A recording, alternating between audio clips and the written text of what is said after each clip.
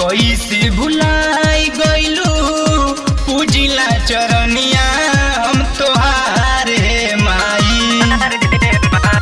कैसे भुलाई गइलू पूजिला चरनिया हम तोहारे माई। नारियल चुनरी बेचतानी तोहर द्वारे माई।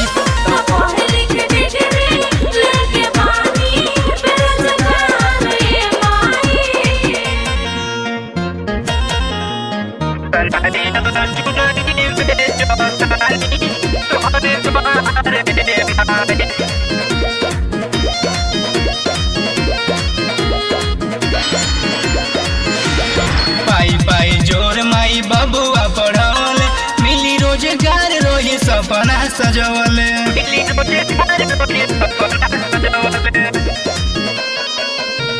पाई पाई जोर माई बबुआ पढ़ल मिली रोजगार रोही सपना सजवले।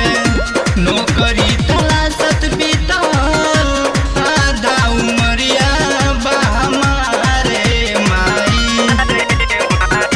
नौकरी तलाशत बीतल आधा उमरिया बा हमारे माई।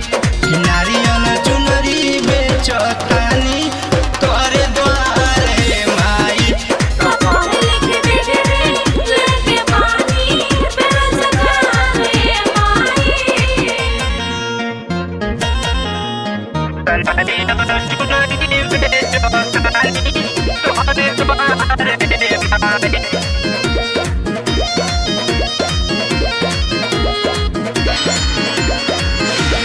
पान पर शादी बेची और हुल के हरवा यही से चलत मैया पंकजी के घरवा।